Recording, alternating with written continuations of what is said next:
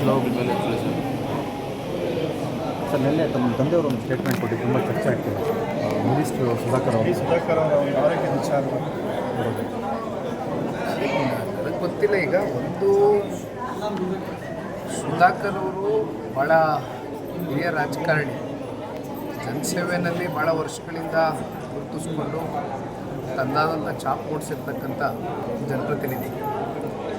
ಜಿಲ್ಲಾ ಉಸ್ತುವಾರಿ ಮಂತ್ರಿಗಳಾಗಿಯೂ ಕೂಡ ಕೆಲಸ ಮಾಡ್ತಾ ಇದ್ದಾರೆ. ಭಾಳ ಅವರ ಜೀವನದಲ್ಲಿ ಒಂದು ಏನಂತೀರಿ ಸವಾಲಿನ ದಿನಗಳು ಅಂತಕ್ಕಂಥದ್ದನ್ನ ಹೇಳ್ಬೋದೇನೋ. ಬಹುಶಃ ಆರೋಗ್ಯದಲ್ಲಿ ಇತ್ತೀಚೆಗೆ ಏರುಪೇರುಗಳಾಗಿ ಸಮಸ್ಯೆಗಳು ಸಾರ್ವಜನಿಕ ವಲಯದಲ್ಲಿ ನಾನಾ ರೀತಿ ವಿಚಾರಗಳು ಚರ್ಚೆ ಆಗ್ತಾಯಿದೆ.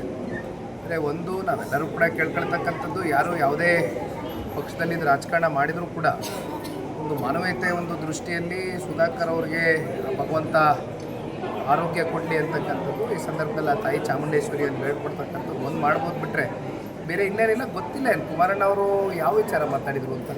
ಅಂದರೆ ಅವ್ರಿಗೆ ಒಬ್ಬಟ್ಟು ಇದು ಹಚ್ಕೊಳ್ಳೋದಕ್ಕೆ ಏನಾದರೂ ತಗೋತಾ ಇದ್ದಾರೆ ಅನ್ನೋಂಥ ಒಂದು ಚರ್ಚೆ, ವರ್ಲ್ಡ್ ತುಂಬ ಚರ್ಚೆ ಆಗ್ತದೆ. ಗೊತ್ತಿಲ್ಲ ಕುಮಾರಣ್ಣ ಅವರು ಆ ವಿಚಾರನ ಯಾಕೆ ಪ್ರಸ್ತಾಪ ಮಾಡಿದ್ದಾರೆ ಅಂತಕ್ಕಂಥದ್ದು. ಬಹುಶಃ ಅವ್ರಿಗೆ ಮಾಹಿತಿ ಇಲ್ಲದೆ ಹೋದರೆ ಅಂಥ ವಿಚಾರಗಳೇನು ಚರ್ಚೆ ಮಾಡಲಿಕ್ಕಿಲ್ಲ.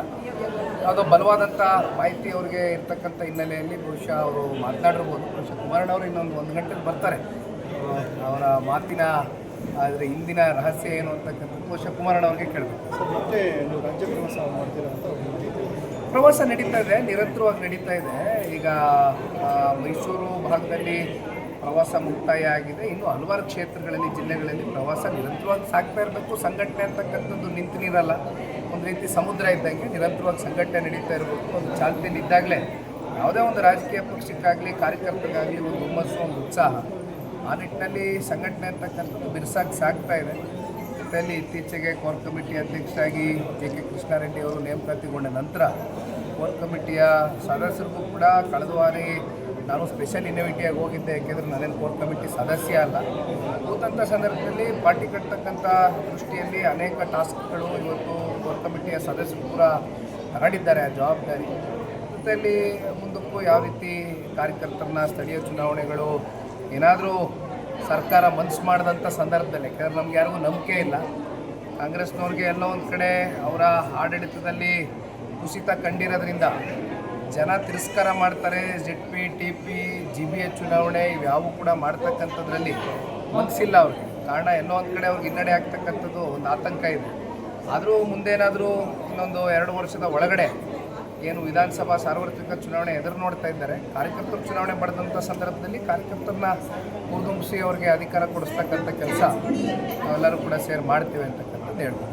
ಮತ್ತು NDA ಟಿಕೆಟ್ ಹಂಚಿಕೆ ವಿಚಾರವಾಗಿ ನಾವು ತುಂಬ 2 ವರ್ಷ ಆದರೆ ಕೋಲಾರ ಜಿಲ್ಲೆಯಲ್ಲಿ ಬಹಳಷ್ಟು ಕ್ಷೇತ್ರಗಳನ್ನು ಕೂಡ ಕೈಗೊಂಡಿದ್ದಾರೆ. ಅಂತಹ ಕ್ಷೇತ್ರ ಮಾಲೂರು, ಬಂಗಾರಪೇಟೆ, ಕೋಲಾರ ಈ ಭಾಗದಲ್ಲಿ ಟಿಕೆಟ್ ಹಂಚಿಕೆಗೆ ಸಂಬಂಧಪಟ್ಟಂತೆ JDS ನಾಯಕರಲ್ಲಿ ಒಂದು ಅಸಮಾಧಾನ.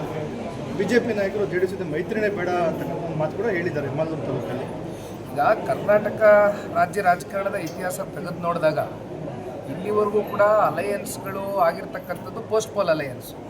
ಚುನಾವಣೆಯ ಫಲಿತಾಂಶ ಬಂದ ನಂತರ ಅಲಯನ್ಸ್ಗಳು ಆಗಿರುವಂಥದ್ದು ನೋಡಿದ್ದೀವಿ. ಇದು ಮೊದಲನೇ ಬಾರಿ ಪ್ರೀಪೋಲ್ ಅಲಯನ್ಸ್ ಆಗಿರುವಂಥದ್ದು. ಸವಾಲುಗಳಿರ್ತವೆ. ಜೊತೆಯಲ್ಲಿ ಹಳೆ ಮೈಸೂರು ಪ್ರಾಂತ್ಯದಲ್ಲಿ ಜನತಾದಳ ಪಕ್ಷ ನಮ್ಮದಾದಂಥ ಒಂದು ಬಲವನ್ನು ಇಟ್ಕೊಂಡಿದ್ದೇವೆ. ಕಾರ್ಯಕರ್ತರ ಪಡೆ ಇದೆ, ಬಲಿಷ್ಠವಾಗಿ ಈ ಭಾಗದಲ್ಲಿ ಜನ ನಮ್ಮನ್ನು ಬೆಳೆಸಿ ಪಾರ್ಟಿನ ಹರಿಸಿರ್ತಕ್ಕಂಥವ್ರು ಭಾಳ ಜನ ಇದ್ದಾರೆ, ಎಸ್ಪೆಷಲಿ ಓಲ್ಡ್ ಮೈಸೂರು ರೀಜನ್. ಹಾಗಾಗಿ ಇಲ್ಲಿ ಒಂದಷ್ಟು ಕಡೆ ಮುಂದೆ ಇನ್ನೂ 2 ವರ್ಷ ಇದೆ ಚುನಾವಣೆಗೆ. ಈಗಲೇ ಕೂತ್ಕೊಂಡು ನಾವು ಆದಿ ಬೀದಿಲಿ ಚರ್ಚೆ ಮಾಡಿದ್ರೆ ಇದಕ್ಕೆ ಉತ್ತರ ಸಿಗ್ಲಿಕ್ಕಾಗೋದಿಲ್ಲ, ಕಂಡುಕೊಳ್ಳಿಕ್ಕಾಗೋದಿಲ್ಲ. ಆ ಸಮಯದಲ್ಲಿ ರಾಷ್ಟ್ರೀಯ BJP ನಾಯಕರು, ನಮ್ಮ ರಾಷ್ಟ್ರೀಯ ನಾಯಕರು ದೇವೇಗೌಡರು ಸಾಹೇಬರು, ಜೊತೆಯಲ್ಲಿ ಕುಮಾರಣ್ಣ ಅವರು, ರಾಜ್ಯ BJP ನಾಯಕರೆಲ್ಲ ಕೂತ್ಕೊಂಡು ಒಟ್ಟಿನಲ್ಲಿ ಸುಗಮವಾಗಿ ಅಲಯನ್ಸ್ ಗೆಲ್ಲೂ ಧಕ್ಕೆ ಉಂಟಾಗದೇ ಇರತಕ್ಕಂಥ ನಿಟ್ಟಿನಲ್ಲಿ ಒಳ್ಳೆ ತೀರ್ಮಾನವನ್ನು ಕೈಗೊಳ್ತಾರೆ.